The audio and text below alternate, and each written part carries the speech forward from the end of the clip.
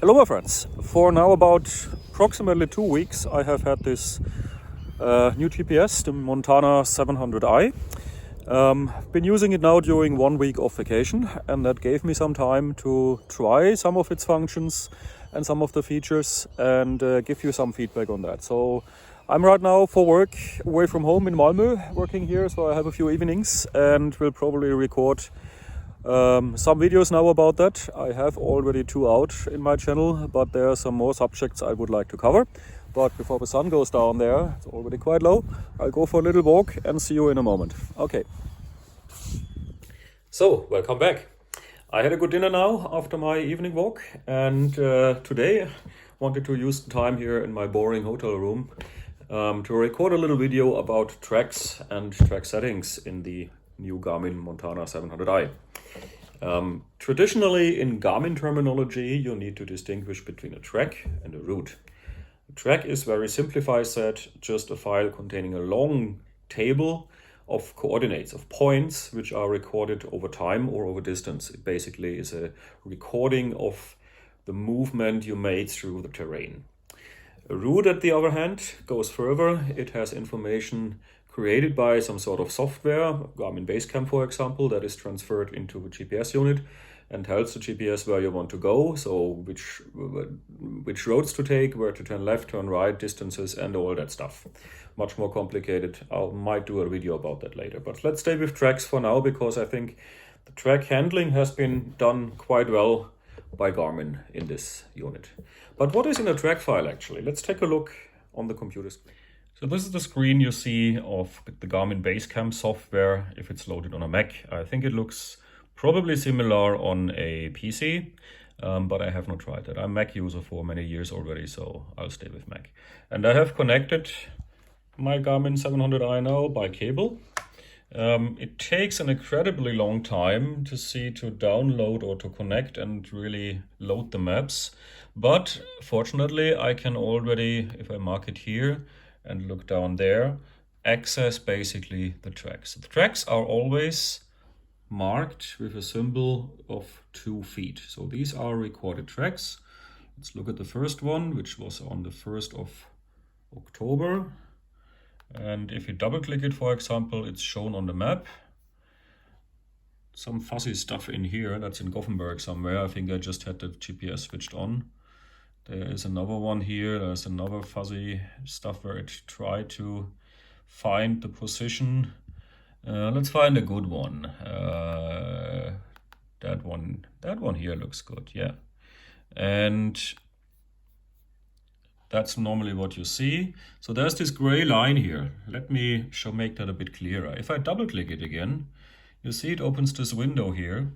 And that is now the list of all these points. So I started 27 minutes approximately past 5 in the evening, and then went for a walk there. It's a long list of coordinates, and I can change the color on that to make it a little bit more visible. So red here, now we see it. So I guess I started here probably, or where did I go there? I don't remember. Yeah, there's an arrow there. I walked that way, but where did I go? I don't remember. Doesn't matter. Anyway, you see, if you now with the key, that one here, tap through the list, you see at the same time this orange point here moving, and that gives you actually, I'm still moving. That shows you all the points that make up this track file. It's now behind there. Here we go. So I walked around here, probably looked for a geocache around here, I think, and so on. So what is in this file? You see here we have the time. Sorry, it's in German now. I could change that. I will change that on the unit itself. The time when that point was recorded, the distance from the last point, the time probably between, yeah, that's the time, the interval time, the speed, the elevation, the heading, and of course the position. So that is in a track, that is what a track is made up. So what can you use a track for? Let's say I want to share with a friend of mine a motorcycle route, and he is using any other device or any other map, I can just send him basically that GPX file, and he can import it either to his device or to his computer, and he will get the same picture here. Well, the same route here, and I shouldn't say route because it's not route. The same trail here, the same movement through the landscape as I have here, because it's only coordinates. So it's absolute. You could say a track is always absolute. You could compare it a little bit like in the old times when you had a paper map and then you took a pen and basically with a lightning pen you marked the way you wanted to walk or drive. That is basically a track. It doesn't contain any left-right information or something like that. It's up to you basically to follow that red line. There's even arrows here in that case through. Where is that? That is Malmö actually here. Yeah, right, that is Malmö. Ah, yeah, I know. I went dining here probably. Yeah, of course it's today. Yes, that was my evening walk, and then I drove with the car up there for dining. So that is something I could share, and he could follow exactly my trail very easily. So a track is always absolute because it's just a number of coordinates. So how does this look like now in the unit itself? As I said before, traditionally Garmin had only tracks and routes. Now there's something else coming up here, recorded activities. Interesting. If I got it right now, please correct me if I'm wrong, but if I got it right, activities can also contain more information than just a track, which is, as we said, just coordinates, elevation, speed, and time. Activities also can contain information from other sensors, like fitness sensors and that stuff, if I got it right. So activities is a bit more, and an activity actually can later be exported as a track if you want to share that, but in that case, I guess you would lose the information from those sensors. First thing, of course, I did now is changing it to English so that you all can follow. That was one point of criticism I got, very well justified, of course. And I put it to landscape format so that it fits nicely on the screen here. And I'm again, as you see, using my famous wine glass tripod with the iPhone to record that. So the easiest way to access track recording is you swipe from the top to the bottom with your finger.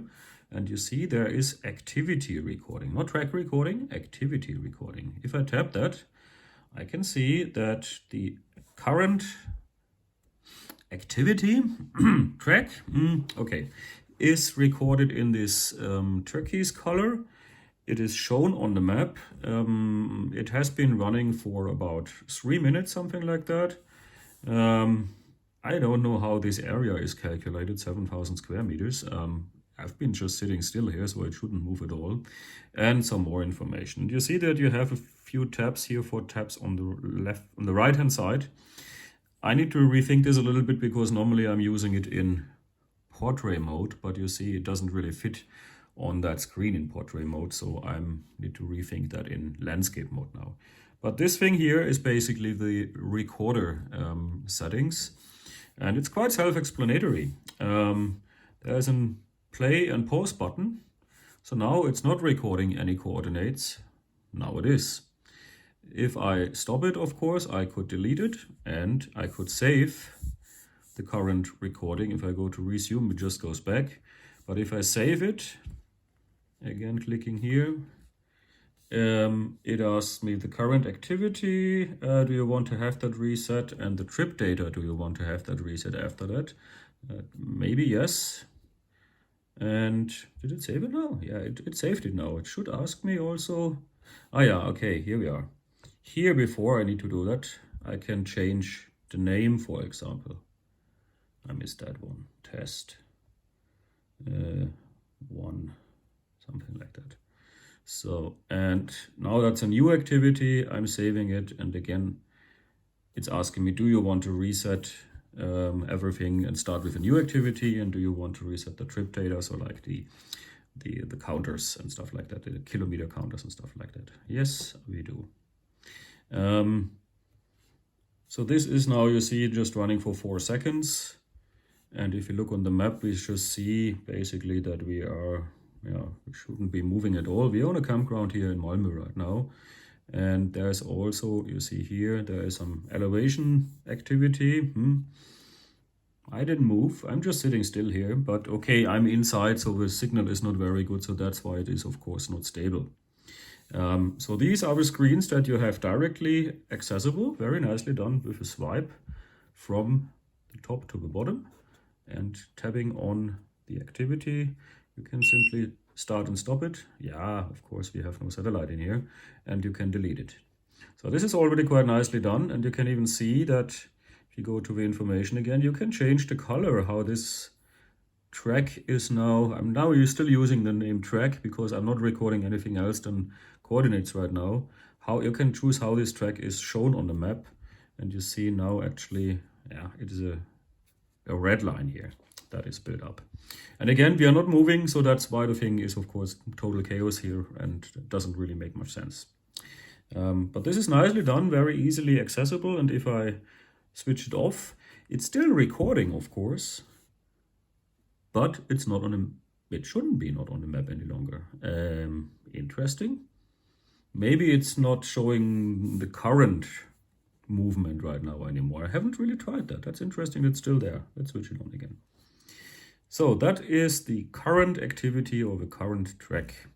Now if we go to the recorded ones, here I can access the current one again. You see it's showing it in red.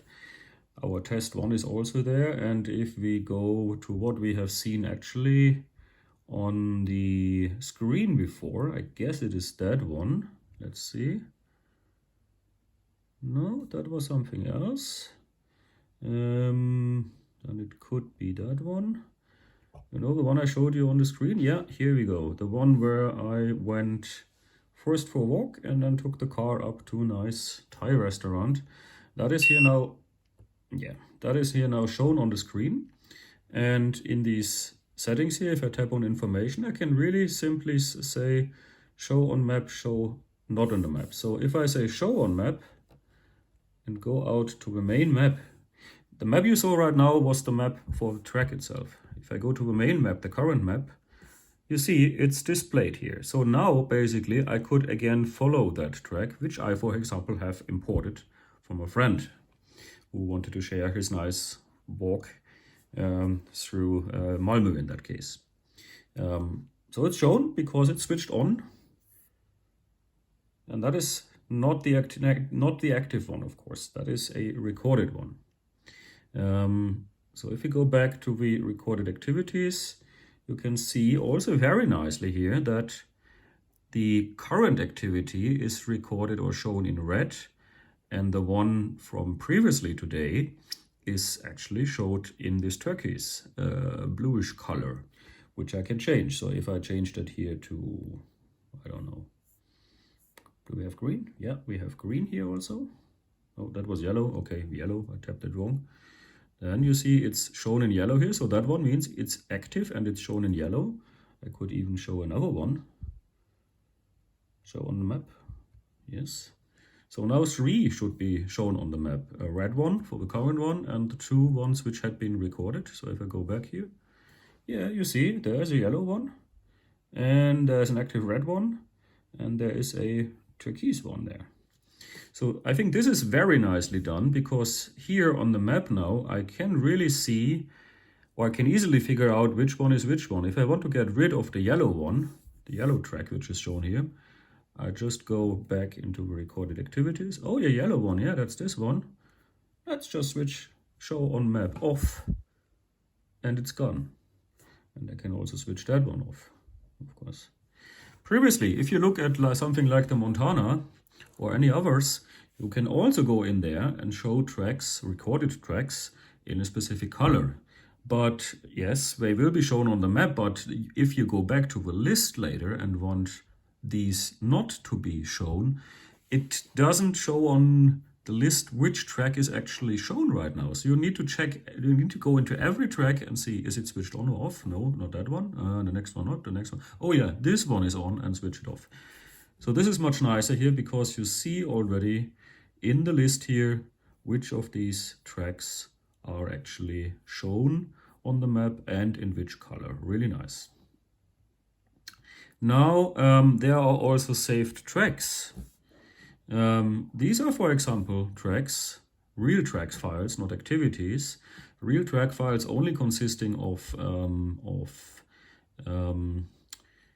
geographic information. If we look at that one here, that's the Trans-Euro Trail Section 1A in Sweden, so that's an off-road riding route, or all-road riding route, it's not terrain.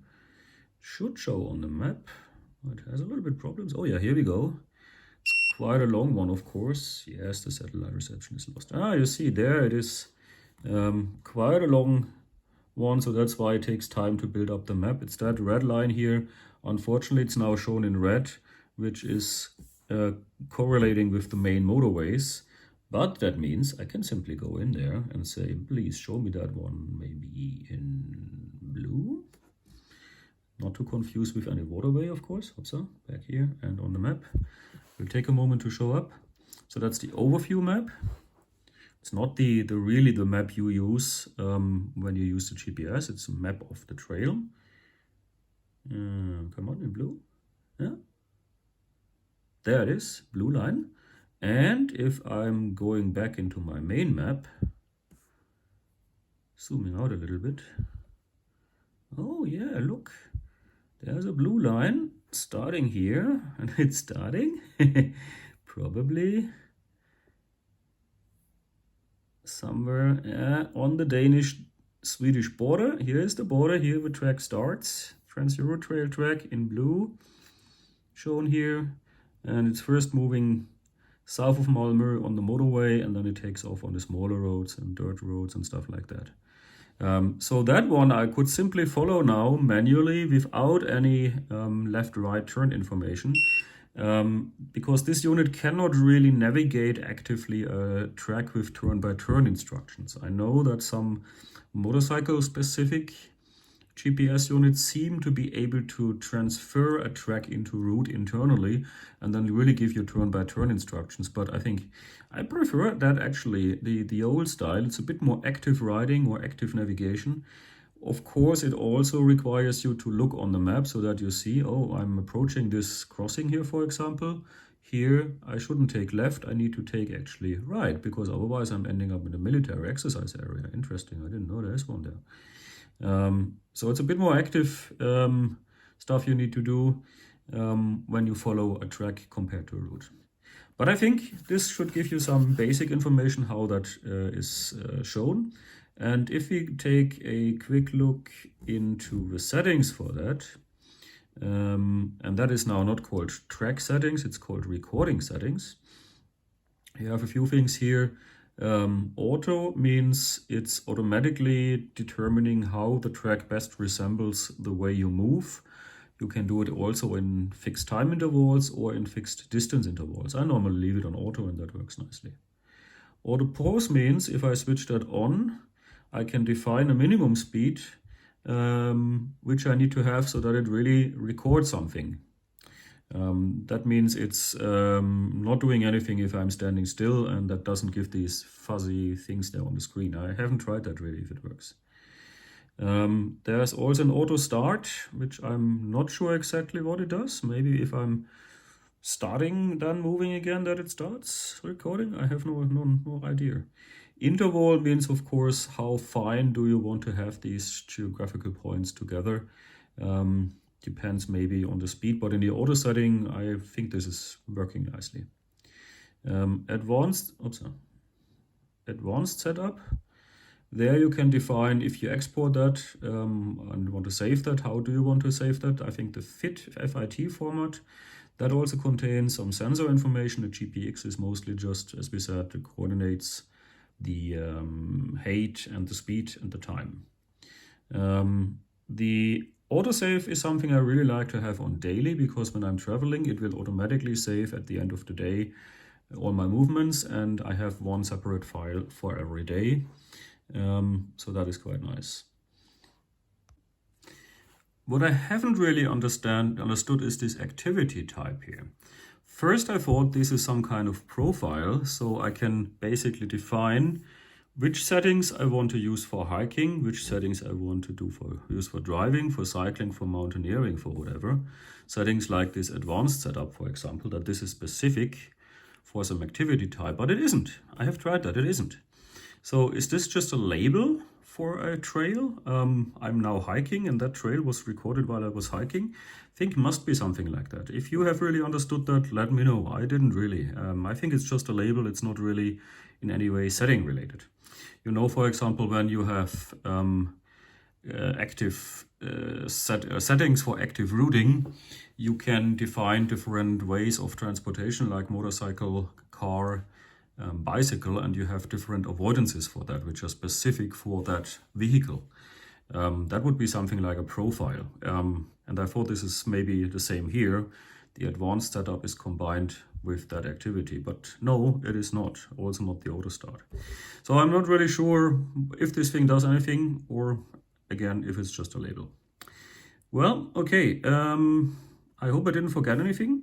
If you go back to the recorded activities, you can even do something like in the menu here, delete it, of course, copy it in a reversed file, so change the direction basically.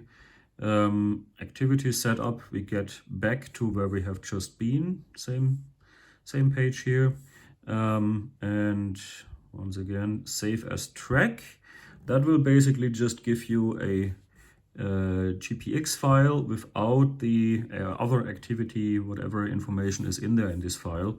For me, I'm just interested really in the line on the map, basically. Like in the old times when I used a paper map and drew a line on that map to follow while I was cycling or while I was hiking. Okay, so far so good. That's all I wanted to show you about tracks.